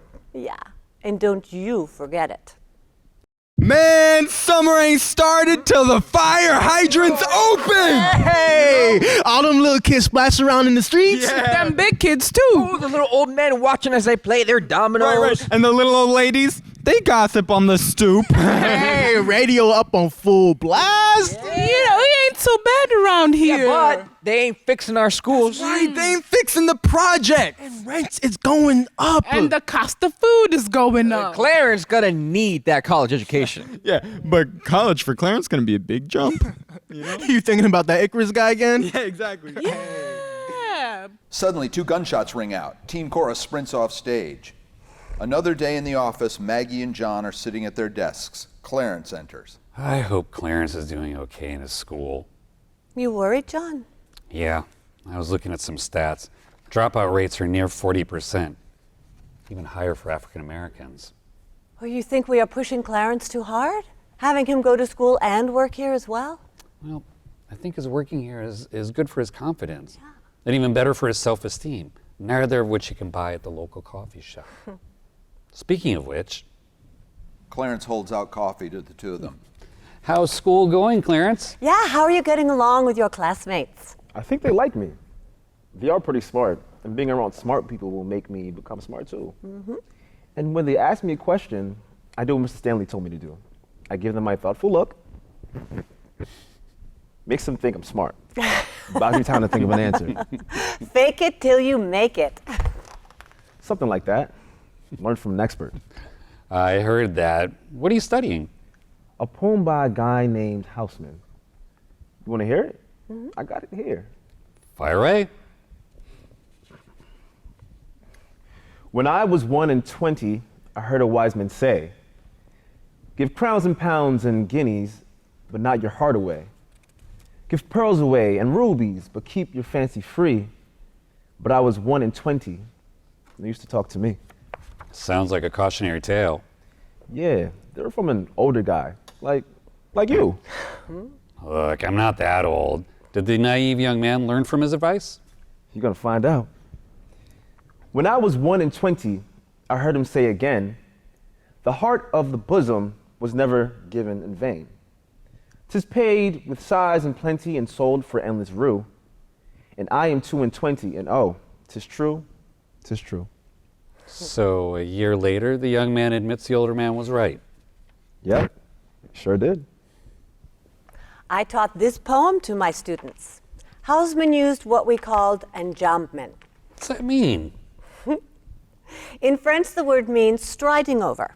Houseman ends each sentence very abruptly, which caused the reader to want to read the next line and the line after that, and so forth and so on. John's phone rings. He picks it up. Hi, Bill. Yes, Bill. I agree completely. The dummy didn't think his wife would find out he was gambling away their mortgage money, calling in bets to Las Vegas. He was betting the house, literally. Luckily, he's still got a job to go to, but his wife wants out. I think this is a matter that should be settled out of court. Save them both some money. Another phone rings. John silently tells Clarence to pick up the phone. Hopefully they'll both agree to the terms and we can avoid the whole rigmarole. John gestures again. Yes, you, pick up the phone. And if all goes well, I'll save everyone a lot of time. I'll have Maggie write up an agreement, and I'll get her to pick up the phone, and you can tell her what you want. Clarence turns to Maggie for help, but she's just picked up the phone, puts her arms up in a don't look at me gesture. I figure that if both sides are equally happy, or equally mad for that matter, we've done our job. Clarence finally answers the phone. The law office of John Stanley. Good morning. Oh, Mr. Fowler. How are you? I'm fine, sir. Thank you for asking. Yes, I'd be happy to make an appointment. What day works best for you? Thursday? Let's see. Mr. Stanley has some availability at 3 p.m. Oh, your son has a baseball game that afternoon. I understand. You won't want to miss that. He plays third base. That's a tough position. They call it the hot corner for a reason. He must be very talented. Yes, I'm sure you're very proud of him. Please, let him know we'll all be rooting for him. You can squeeze you in at 10 a.m. Would that work for you? Excellent. We're all looking forward to seeing you. You have a nice day, sir. Goodbye. Clarence hangs up the phone, does a little victory dance. Maggie gives him a thumbs up. Crushed it! Not bad for someone who couldn't get through a sentence without saying or like and stuff not too long ago. And get a load of this. I had to give a presentation for the pre-law class I got to take. It was last night about Marbury versus Madison. Look what the professor said. Thoroughly researched, well organized, exemplary public speaking skills, A-. What's with the minus? He's one of those teachers who don't give A's. The worst kind of teacher. Well, as some of my students used to say, D's get degrees. Don't be giving him any ideas, okay? No, sir. I spent too much of my life getting D's. A's and B's, where it is now. I'm glad to hear you say that. Aim high. Like Franklin Roosevelt said, keep your eyes on the stars and your feet on the ground. That was Theodore Roosevelt. I'm making a point, Maggie. It's important to aim high. You're doing great, Clarence, and I want to continue challenging you. How so? Do you know what passing the bar is, Clarence? It's the test you have to take to become a lawyer, right? Well, yes, but it's much more than that. It goes back to medieval Europe, at least 500 years ago. In those days, a wooden bar divided the courtroom. The public on one side, the lawyers and the judge on the other. Those who were deemed to have learned enough about the law were allowed to sit on the judge's side of the bar. They were said to have passed the bar. I passed the bar exam a long time ago, but for me to maintain my membership in the Bar Association, I am required to spend at least 50 hours a year representing a person who can't afford to pay for a lawyer without charging a fee. So it's kind of like community service, except you haven't done anything wrong. Yep, and I've been assigned to defend a young man who can't afford a lawyer. It will be a good experience for you to assist me with the case, see how we prepare, how the pretrial works, the whole shebang. What do you say? Sounds cool. I'm in. Teen chorus enters, looking frantically behind them.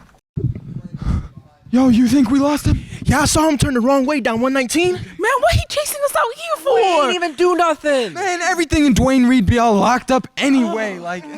Not everything. Hey, what you take, man? Yo, it better be something good. What you got? What you got? Yo, Pencils? Pencils? Really? Oh, Man, out of everything you could have stolen, that's what you got? Pencils? My little sister need him for school. and you ain't even good at stealing them, Yeah, man. cops seen you right away. Wait, your sis got Miss Parr? Yeah? Oh, man, she tough. Hey, you she let us real know if she tough. needed any more pencil or anything, okay? Oh, cop coming this way. Teen chorus scurries off stage. We're now in a meeting room in the local jail. Metal table and chairs. A man in an orange jumpsuit sits in one of the chairs. His head's down, resting on the table, face hidden. John and Clarence enter the room. Good afternoon. I am John Stanley, and I've been assigned to represent you. I'll be assisting your case. Pleased to meet you, Mr. It's Bobby. His head shoots up. Clarence staggers backward. Okay, we have some decisions to make. Finally, whether you'll want a trial by jury or if you'll waive that right and ask for a bench trial where only the judge decides your case. I need no jury. I got an alibi proving I don't do nothing. Does that mean you'll be pleading not guilty? Yeah, not guilty. Well, that's an interesting choice, Bobby, given that there's substantial evidence implicating you in the crime. Must have been planted by the cops. On the days leading up to the crime, let's see here, multiple eyewitnesses saw a man fitting your description loitering around the fire escape that was used at the point of entry for the burglary. A camera at the hardware store showed a person fitting your description buying a ladder, which the prosecution believes was used to get up the fire escape. A cop in your neighborhood watched the video. He spotted you and you started running. He caught you. Your running away makes you look guilty. I live in the neighborhood. I ain't allowed to hang around my damn neighborhood. And that ladder was for a painting job I got. We could present this all as circumstantial evidence, but given the amount of evidence, the prosecution has a strong case. I think it would be in your best interest to take a plea bargain. You think I did it? You seriously think I did it? Ain't it your job to think I'm innocent? Ain't that what you're getting paid for? I am not getting paid. I am working pro bono. That is a Latin term that means for good. And it is not my job to think you're innocent. It is my job to prove you're innocent. This will not be easy but you're a first-time offender. You could get off with a minimum sentence. Don't know nothing about that GoPro stuff, but I ain't done nothing. Well, what's your alibi then? Keeping that to myself for now.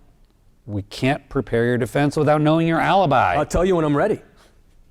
Bobby, I'm here to help you. I ain't telling you yet. Son, I'm trying to help you make the right decision. I make my own decisions.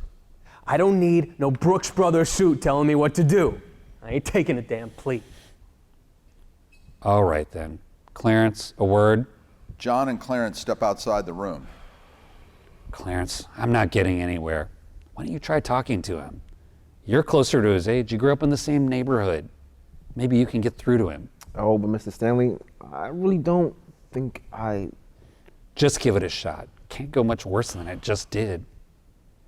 Try to talk him into taking the plea bargain, or at least, very least, find out what alibis he's got. Yep. Understood? Yes, sir. John exits. Clarence re-enters the meeting room. There's a long silence, and then... You look ridiculous in that suit, man. I look ridiculous? You look like a traffic cop. And you sound ridiculous. Pleased to meet you, and all that crap. I see what you're doing. Trying to act all superior and stuff. I know why you be talking like that. You're talking the way you do because you think it makes you sound tough. But you're not so tough now that you're in the gym. Don't you criticize me like that, Clay. You don't get to criticize me for nothing. You ain't better than me. You just got lucky. Found your little candy man and he taking you straight to the top, leaving folks like me behind. You left us, man. You don't get to criticize me. A moment of silence between them. So what's your alibi? I ain't telling you. You don't have one, do you? I got an alibi. No, you don't.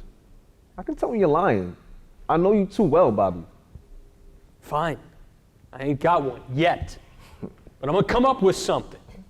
Get one of my boys to vouch for me and then I'm gonna be out of here. Which one of your boys? Mario probably scalping tickets. Joe? Selling stolen shoes out of his van? Marcus? Dealing oxy? You have to do better than that. Well, since you're such a saint, what's your alibi? Where was you at 11:30 p.m. on the night of July 14th? July 14th? I had a big test on the 15th, so I was at my apartment studying. And where was you before that? At my night class. Did you go anywhere between your class and home? I stepped at the coffee shop and got a couple of coffees. Had to stay up late studying. You got receipts for that? I used my debit card, so yeah. Then you went straight home? Yeah. You got any cameras in your building proving you was there? It's an old building, so no cameras. Huh. Looks like I got me an alibi. What do you mean? See, you and me, Clay, we go way back. And I'm just so damn happy for my good buddy Clarence, for getting out of our godforsaken neighborhood and getting this bougie job, getting himself a college education. Yes, sir, I was always one of his biggest cheerleaders. So when Clarence asked me to come over to his apartment late on the evening of July 14th to help him study for his big scary test, I said, oh, of course, pal. Just pick us up a couple coffees at that fancy little coffee shop and we'll stay up all night hitting the books. And I stayed there all night. And you can vouch for me. Not doing that. Bobby, why would I do that? Because if you don't, I'm gonna let it slip that I've got some very valuable information about the mugging of Mr. John Stanley back in January.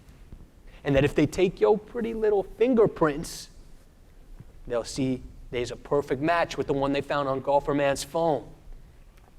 And ain't it be such a shame that you've been swindling the same guy, Mr. Stanley, and bleeding him dry ever since? But then you have to admit that you were there too, which you were, and you were the one that hit Mr. Stanley. You don't want to implicate yourself in another crime on top of the one they got you for now. Well, that's funny, because the way I remember it, you was the one doing the hitting, and I was the one trying to get you to stop. If I go down, boy, I'm taking you with me. Don't do this, Bobby. Then be my alibi, Clay. Be my alibi, and you can go on with your perfect little life. If you don't, you can kiss everything you got goodbye. Your choice, man. Your choice. Clarence gets up, runs from the room. Teen chorus enters. Y'all hear Bobby's trial starts today? Yeah, sure did. You don't think he did it? Probably. He been causing trouble most of his life. Even if he did, he don't deserve to go to jail for it. Man, why not? You do the crime, you do the time. Yeah, you know how much prison will mess up your life, man? Yeah, nobody will want to hire him. Yeah, he got out. He probably gonna go right back in. Might as well be a life Oh, sentence. what were they supposed to do instead? Give him a slap on the wrist, say, don't do that again. Right, give him, community service. Probation? But then everybody just committing crimes all the time. Look knowing around. People committing crimes every day. Bobby knew he could go for jail for this, but he did it anyway. That's what I'm saying. You think Bobby did it then? You think he's going to jail? Better hope he got an easy judge. Yeah, that's his best chance. Teen chorus exits. John, Clarence, and Bobby are seated in a small courtroom. Sheila Brown, the judge, enters. John stands immediately, Clarence quickly after him, then Bobby begrudgingly. You may be seated. I'm Judge Sheila Brown. I've been assigned to the case against Mr. Robert Joseph Carroll, who is being charged with second-degree burglary. This will be a preliminary hearing. Will you gentlemen please identify yourselves? My name is... I know you, John. Who's that with you? My name is Clarence Wilson, Your Honor. I'm Mr. Stanley's, He'll be assisting me in this case. Can you confirm your name, please? Robert Carroll. A little louder. Name ain't changed. Robert Joseph Carroll. Mr. Carroll, how do you intend to plead? I ain't guilty. Not guilty, Your Honor. Not guilty, Your Honor. And I understand that you want to make a statement to support your innocence? I ain't gonna make no statement. But I got someone else who is. And who would that be? Your Honor, I have some new evidence regarding this case.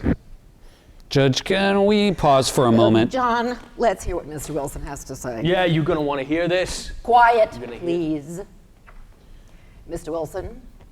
You see, Your Honor, Mr. Carroll and I have known each other since we were kids. We grew up on the same block, went to the same school.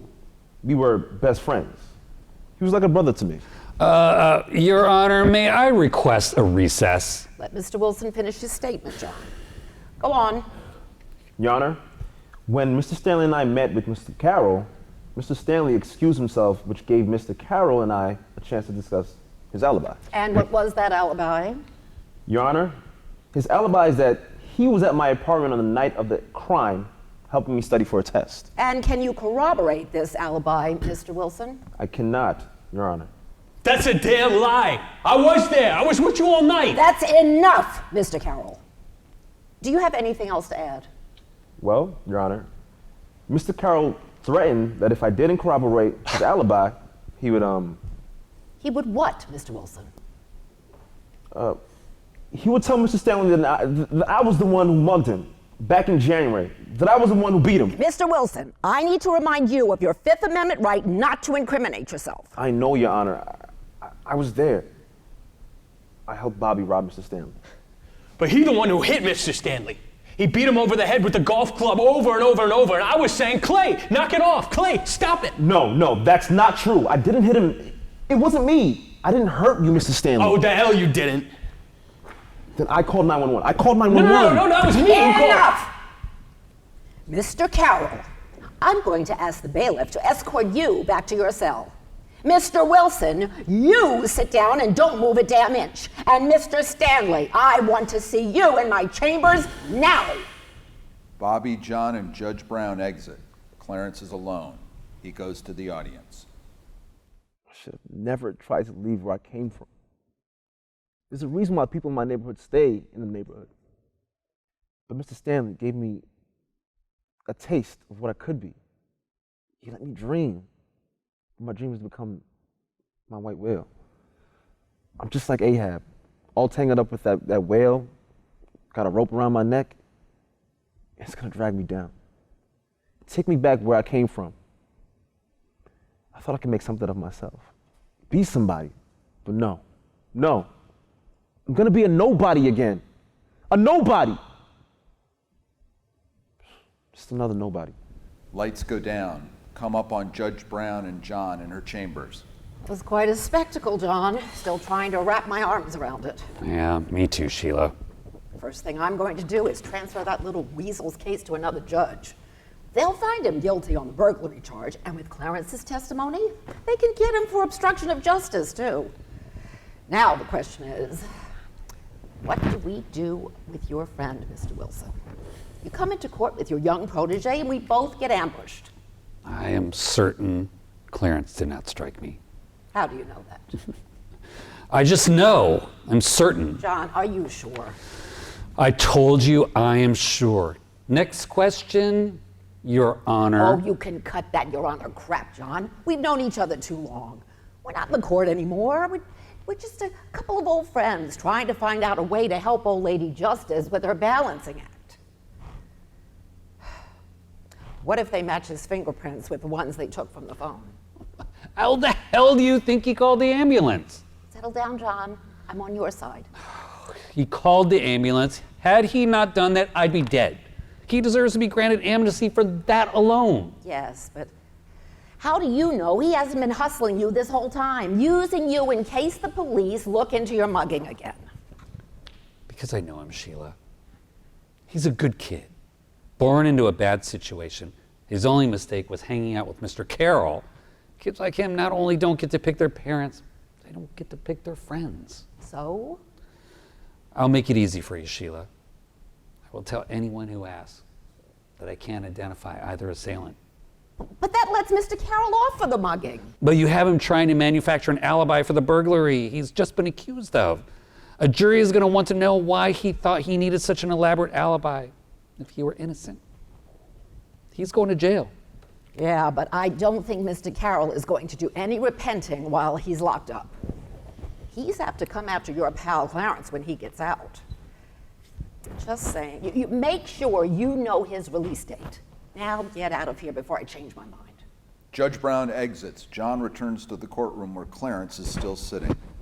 I couldn't lie in there, Mr. Stanley. You've helped me so much. Complete stranger. Yeah, a complete stranger who stood by as Bobby damn near killed you. I wanted so badly to come clean, but I was afraid you'd take everything away from me. Ruin my life, but hey, I ruined my own life that night. But you told the truth. It reminds me of the time. My first job, boss told me to double check a document. He was too important to the firm to waste his time reading the fine print. I started reading the thing. I had a call from a buddy, asked me to come out for a drink. Never finished reading the damn thing. Bet there's gonna be a lesson in here for me. Yep. Turns out there were some mistakes in the document. Cost our firm a lot of money. No way that's good for you. A double negative and a beauty. Yeah, I figured out I had two options. Say that someone must have changed the document maybe the person who typed the final copy. Put the blame on someone. And not let that someone be me. What was your second option? Well, tell the truth, clean out my office, look for another job. I'm guessing you told the truth? Bingo! So what happened? Boss told me, and I quote, "You thought you had something better to do than read some dopey document written by some overpaid lawyer like me." Ouch. Then what? Well, he told me he'd done some checking on me. Found out that everyone in the firm really liked me. Said that if he fired me, he'd have a mutiny on his hands. Told me not to do it again. So being honest and having folks like you saved you from getting fired? Yep. Now let's get out of here. Ain't they coming to cuff me? No, Clarence. They aren't coming to cuff you. You did the right thing. You told the truth. Took some guts. Same thing when you stopped to call the ambulance. I took some guts too. Thank you. Thank you, Mr. Stanley. Clarence, I don't think it's a good idea for you to continue working in my office. I understand, Mr. Stanley. I am so sorry. You've taught me so much. I sure will miss you and Maggie too, but I understand. Teaching you was easy. To quote a guy named Stoppard, to get the insights I have given you, I simply dropped a bucket into a well filled with my personal experiences and pulled them out.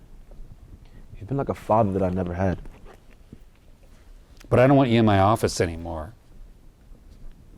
I think it's a better idea for you to go to school full time. Sir? You deserve the full college experience, Clarence.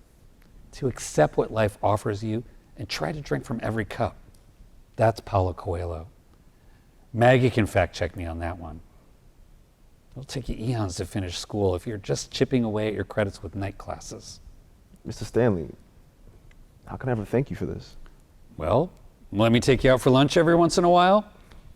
And for God's sake, start calling me John. Thank you. Thank you. I mean, John. Let's all get out of here. We got a lot to tell Maggie. John and Clarence exit. Teen chorus enters. Whoa! Clarence Wilson, college graduate! Hey! Never thought he'd make it. You always the pessimist. Got into Columbia Law! Gonna be living in Harlem? Nah, stupid. Columbia's in Morningside Heights. Please, it's above the park and below the Bronx. Hey, no matter where it is, Clarence gonna be there. Here's to Clarence. Yo, college man. Maggie, John, and Clarence are in the conference room. There are 2 bottles of champagne on the table. Clarence is wearing his graduation cap. He raises a glass. To Maggie and John, for taking me in. Make me feel like part of the family. Lord knows my kids already think of you as a brother. John, I would never replace you. Oh. John, I would never try to replace, Ben. Clarence, I'm proud. Very proud to have you as a son. Lisa and Ben would be very proud of you too. Well, Maggie, time for us to head home. Plenty of work to do tomorrow. Clarence, can you lock up? Feel free to finish the champagne. Thanks. Have a good night. John and Maggie exit. Clarence tops off his champagne. Suddenly, there's a loud knocking at the door. Mr. Stanley must have forgotten something. Maggie never forgets anything. Clarence opens the door and comes face to face with Bobby. Clarence staggers backward. Bobby continues into the room. Clarence trips over a chair. Bobby reaches towards Clarence, but Clarence pulls him to the ground. They grapple on the floor, knocking over furniture. The hell you doing here, man? We weren't supposed to get out of here for another year. Behave myself early. That's parole. They continue to wrestle until Bobby pins Clarence down. Bobby gets up. He picks up a desk lamp and stands over Clarence as though he's preparing to deliver a blow. Finally, Bobby puts the lamp down on the conference table. You gonna let me talk or what? The hell you doing here? You gonna let me talk? What are you doing here? Get me off the damn floor and I'll tell you. Clarence stands up. Bobby reaches into his pocket. What you doing, man? He was gonna find out. It's my parole papers. Yeah, but by assaulting me, you just violated your parole. You're going back in. Man, you call that assault? You tripped over your own 2 feet and brought me with you. Why are you here, Bobby? I want to talk to you about something. You're a free man. Talk. After I gets in jail, I start getting all these, letters. Return address is just some P.O. box in the city. I open one of them and it's all, you can change your life, and you deserve more than this, and stuff. It ain't signed by nobody. I figured it was some preacher folks trying to get me to repent. Never read them. Trashed them. Yeah? Never were much of a reader. Nah. But after a while, I got bored. So I started reading those letters. Whoever writing them was telling me to think about my future. Tells me about how almost half the folks who get out of prison end up going back to prison. Asks me if that's the kind of future I want for myself. You know me, I don't like people trying to tell me what to do. But I sat there looking around that cell and I was thinking, I don't want to spend one more minute in here than I have to. So I wrote a letter back asking what you got for me. I still don't know who it was. Must have been some kind of good Samaritan. That's Samaritan. Yeah, that. Guy sends me back this old damn tape recorder and some cassette tapes and this big book.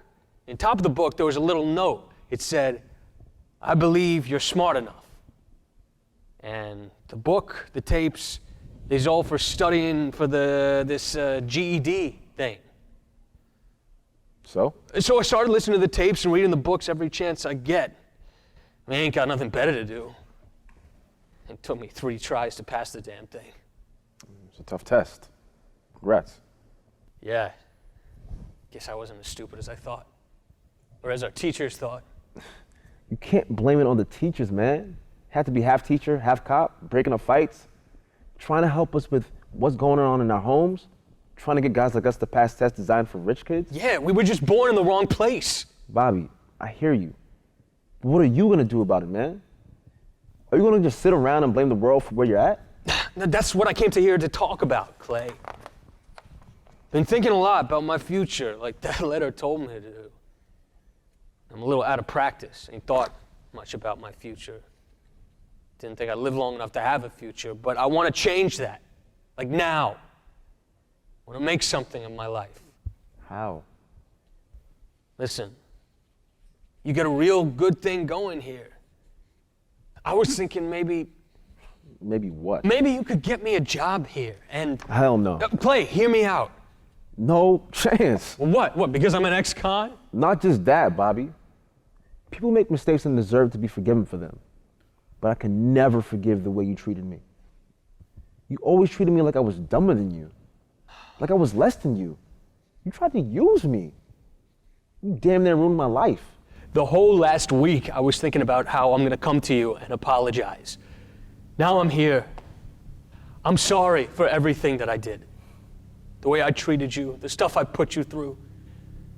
I'll regret it every day of my life. But the only way I'm going to have a life is if I get someone to take a chance on me. The last thing they want in a law office is a felon. Guy with a record. I ain't asking, Clay. I'm begging. Last time I begged for anything was when I was begged my dad for a bike, and you know how that turned out. Yeah, been a while since you had to beg. You were always ragging on me. Thought you had all the answers. Telling me how to run my life. I'm not ragging now.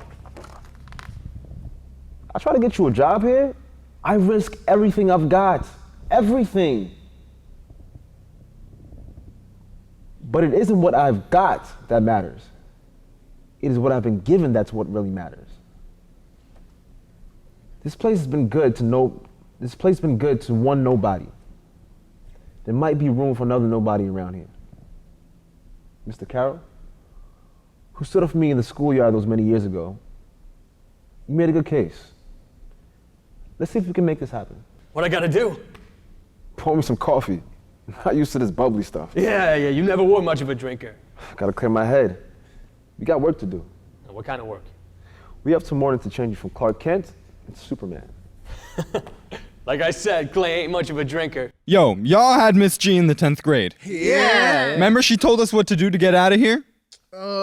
Guys gotta work hard, get their learning done. Yeah, the ladies gotta think about putting off having kids till they get some good education. The man gotta get a job, put some greens in the bank. Yeah, see, more education means more greens. Lawyer man helped Clarence get education.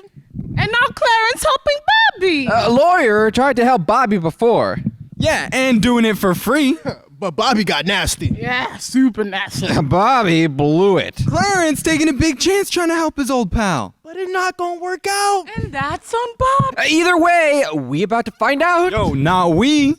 They about to find out. Yeah, our job here is done. We did a job? Hey, what'd it pay? Fool, we out of here. Yo, folks gonna miss us, I'm just saying. Yeah, you bet. We was the best part. Yeah, I still wish you could see what happens, though. John is not gonna go for Clarence's plan. Facts, I'm telling you, ex-cons and clients aren't a good mix. Not good to have Bobby around anyone.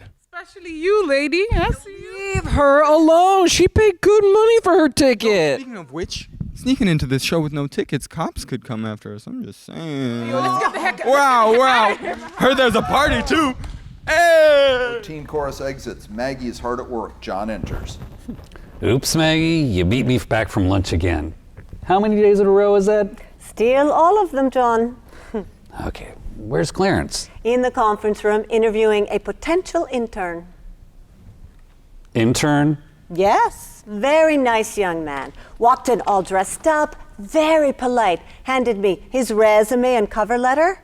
Better than all those blast emails we get from law students saying, "Hi, looking for a job. Are you hiring?" Smiley face, smiley face. Blech. I sent the young man in to speak with Clarence. I didn't know we were hiring. Clarence is heading off to law school. Someone needs to pick up the slack. Oh, an executive decision from my executive assistant. Clarence and Bobby enter from the conference room. Bobby is almost unrecognizable. His hair is neat, suit is tailored, tattoos are covered. It takes John a moment to recognize him. Oh, I'll be damned. Mr. Stanley, I know we've met before when you were asked to represent me, but I'd like to properly introduce myself.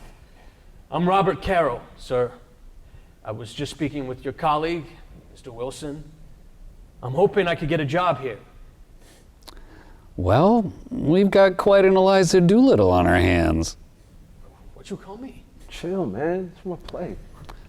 Just saying, I'd never recognize you as the man who beat me over the head with my favorite putter. Wait, hold on. Is he the one who... It is. See?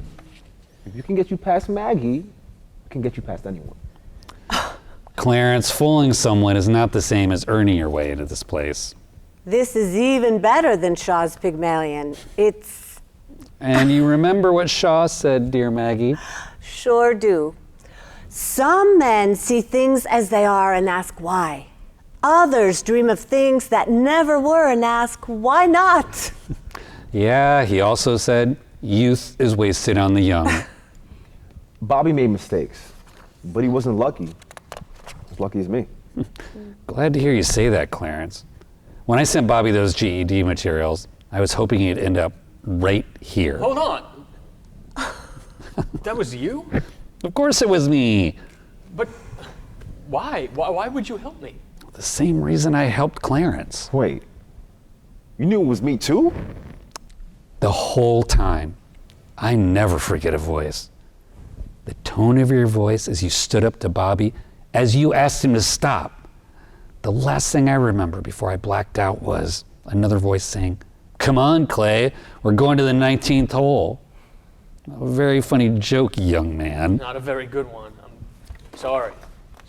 Clarence, that first night in the hospital, I knew it was you as soon as you spoke. Then you told me your name and confirmed my suspicions. Clarence, just like Jimmy Stewart's angel, I knew I had a chance to make a difference in your life, right then and there. You took some chance. Same for you, Bobby. I sent you those tapes not in spite of you trying to blackmail Clarence, but because of it. Anyone who's willing to go to those lengths has got to be pretty near rock bottom. I was there once myself. We are more like each other than you might think. Yeah, but you're the boss. Your decision to say yes, no, and I know Bobby, are you willing to work ridiculous hours, making copies, fetching coffee, answering phones, and doing whatever else we throw at you? Yes, sir. Are you willing to attend college classes at night and on weekends? Yes, sir. I'm looking forward to it. No drugs? Absolutely. And are you willing to memorize Maggie's ridiculously complicated coffee order? It's not that complicated. It is to me, Ms. Andrews. Yes. Yes, I'm willing to get the coffee. Bobby, do you want to come work for us? Yes, sir. More than anything. You see my name on the door. Someday I want to see 2 more names up there. It may not be for some time. Yes, I know you've heard that before. But your sometime will not be forever. I promise you. I promise you, sometime it will be your time. I have something for you. Something I tracked down.